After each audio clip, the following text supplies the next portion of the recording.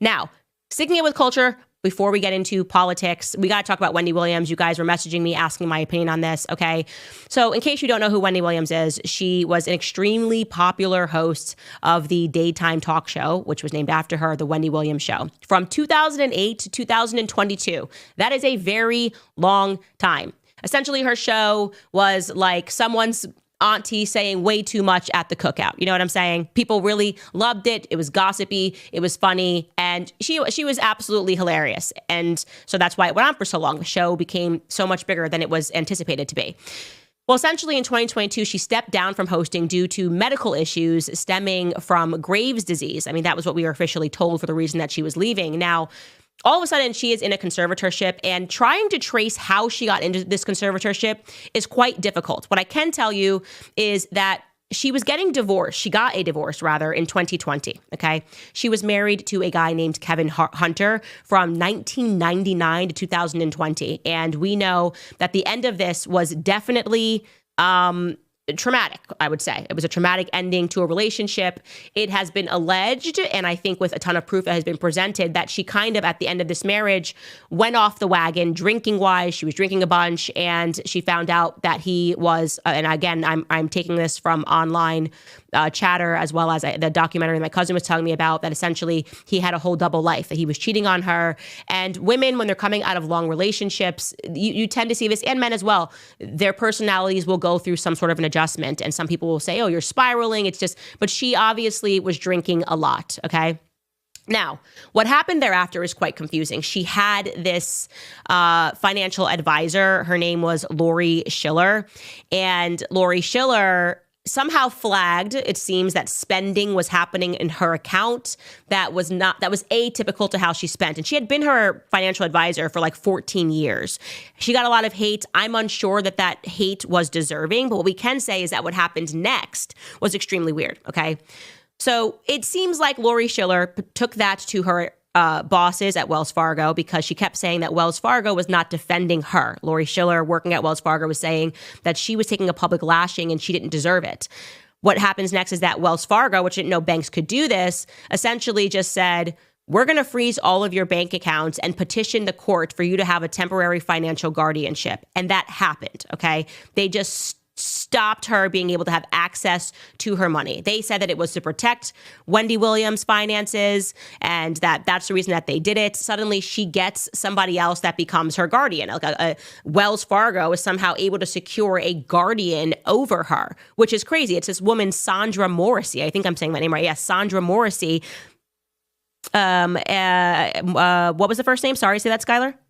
Sabrina Morrissey, this woman who just looks like a villain, is now suddenly in control of her life. She doesn't know this woman. She has no relationship with her. She wasn't her financial advisor, but now she is totally in control of Wendy Williams' life. And there was supposed to be this like Lifetime A&E series, that was supposed to come out around this time. And so this woman, Sabrina, shut it down. She said that she wasn't of sound mind, and the docuseries could not come out on A&E and Lifetime. And then A&E and Lifetime countersued that woman and said, actually, she wanted to bury the documentary because it would have critiqued her role as Williams' guardian. So basically, A&E and Lifetime are saying that the issue with this wasn't actually the mental state of Wendy Williams, but actually the guardian in and of itself, okay? So this is crazy. Just the concept of the bank stepping in and just taking over your entire life, and you have no say-so in how you spend, and they're saying we're doing this because we love you. You're not my mommy. You're not my daddy. Also, this is my money. Just like I have a right to make money, I have a right to burn through it. Even if it's in a traumatic time, I'm making bad decisions. Maybe I'm drinking and I'm off the wagon. Why the hell should a bank be able to step in and say, you can't spend your own money? Like, who are you? You sound like somebody who wants to make sure, because you're earning a lot of money off of my money, that nothing happens to this account. I don't like this. This is not happening because of love, okay? It's not happening out of love. It is happening because the bank is likely enriching itself due to interest. That's what I would speculate. Now, Wendy Williams last week, the reason why this is back in the news is because she appeared on The Breakfast Club, and more details about what is going on in her life. First and foremost, she did not sound cognitively impaired. So that's the first red flag, right? It's not a situation where you go, okay, well, this makes sense. She's out of her mind. And rather, she is saying that she's been living under this guardianship. They diagnosed her last year, or back in 2023, rather, with frontal temporal dementia. and aphasia, which gave power to this court-appointed attorney named Roberta Kaplan, who has now said Wendy Williams is going to require care for the rest of her life. So she can't even control who she sees. She can't control who she spends. Her family has no say-so. They're fighting essentially to end this guardianship, and there's just no power. Like the state can just somehow do this. While telling us that insane asylums would be morally wrong, they can just put someone essentially in an insane asylum. And let me just be clear. Every person that I've seen gone into a conservatorship comes out crazier than when they went in it. Okay, I'm talking about Britney Spears. I'm talking about Amanda Bynes. I don't know what they're doing in a conservatorships, but if Britney Spears is any indication, force drugging you, it's essentially to make you go insane so they can keep controlling your money. And so she appeared on Breakfast Club with her niece Alex, and she spoke about what was going on. And here is what Wendy and her niece Alex had to say about it. I am not cognitively impaired, you know what I'm saying? No, but I feel like I am in prison. You understand what I'm saying? She's there in New York, in this place, essentially like what some would call a luxury prison, right? This is her room. That's literally her apartment. But the thing about this apartment, and you know this, not Wendy, because you're there, it's small. She has a bed, a chair, a TV, a bathroom, and she's looking out one window. The buildings across the street. So now Wendy Williams is essentially calling on friends to speak out because she can't do anything. Like again, this is the most terrifying thing. I don't even know how this is allowed legally. This should obviously be abolished unless she is physically harming someone. Okay, there is nothing that is wrong with going broke. Okay, she started her life broke. She's allowed to end her life broke. It doesn't matter. Same with Britney Spears when they were like, "Oh, we got to put her in a conservatorship." Britney Spears needed a vacation. She needed a wealthy friend who owned an island, and she needed to go away with no tech for 2 weeks, and she would have been fine. She didn't need to be forced drugged. She didn't need to be forced given lithium. And the result of all of that forced drugging over more of a decade of her life is what we are dealing with now when you see Britney Spears. Okay, she's a victim of the conservatorship, not what happened before the conservatorship. She needed a break. Sometimes you need a mental break. And Wendy Williams was going through a divorce. She was drinking a lot. Homegirl needed a break. Okay, she needed a break. She did go to rehab, by the way, which is what I'm saying. I don't have an issue with someone who is going to rehab and trying to get her life back on track. I have an issue with the bank stepping in and saying your money is now mine. And now I get to appoint an attorney who is going to say that actually you need to be in this forever and no one can speak out on your behalf. But fortunately, someone has, and that person is Harvey Levin. Obviously, we know him from TMZ, a very powerful guy in Hollywood, and he has a lot of friends in Hollywood. And he spoke on the phone with her, with Wendy Williams, for an hour and a half. And he, too, is disturbed by the fact that she's in a conservatorship. Take a listen to what he had to say. Hey, everybody. It's Harvey Levin from TMZ. I just spent an hour and a half on the phone with Wendy Williams. And I can tell you that the Wendy Williams I spoke to today is the same Wendy Williams that I knew 10 years ago. There was no difference.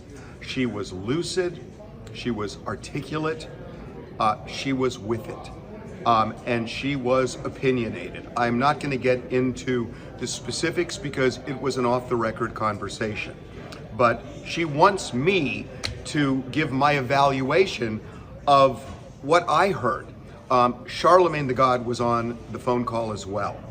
And my impressions were precisely what Charlemagne has already said, that Wendy Williams seemed like she could have done her radio show today. There was no lapse in her judgment. There was no hesitation in what she was saying. And I'm not a doctor, but I am alarmed that Wendy Williams has had her freedom taken away from her. And I don't understand exactly why. Nobody understands exactly why, and that is the problem. And so this is something that I am drawing attention to because, again, this is terrifying, and this relates to politics when we speak about the overreach of government. And you hear a story like this, someone just stepping in and saying, we're going to take all your money. Maybe something was wrong. Maybe someone was spending a lot. That's kind of, like I said, people come out of divorces, women do weird stuff. They start dressing super sexy, get some piercings, some women, they start drinking more because it's a major life change. It's a major life change to go from being in a relationship, and even more so said when you have a husband that has stepped out on you and potentially has another family. If that is true about Kevin Hunter and he completely had another relationship, there is going to be some period of a spiral, which is understandable. It has nothing to do with the bank, and the bank is not doing this because they love her. And so I view this as her being wronged.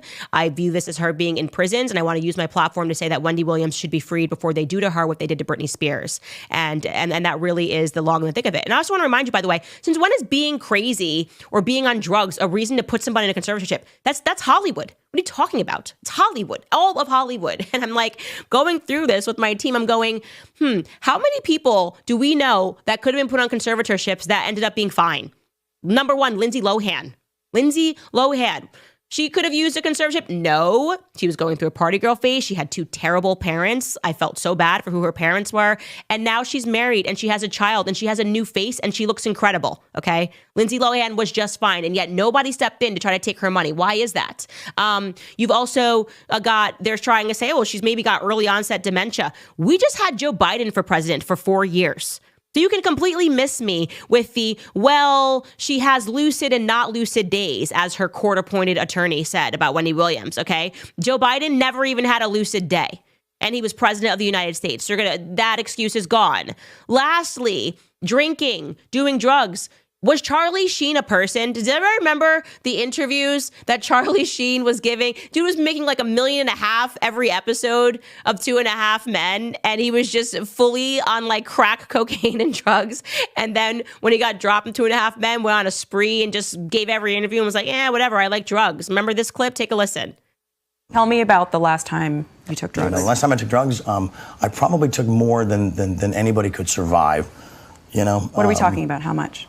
I don't know, man. I was banging 7-gram rocks and finishing them because that's how I roll. I have one speed. I have one gear. Go. How do you survive that?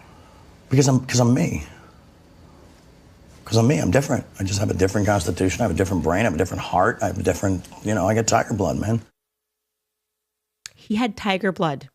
Okay. He was just like one speed, go, and no one put him in a conservatorship. So again, you can miss me with all of these pathetic excuses coming out of Hollywood. There's something way more sinister going on with Wendy Williams.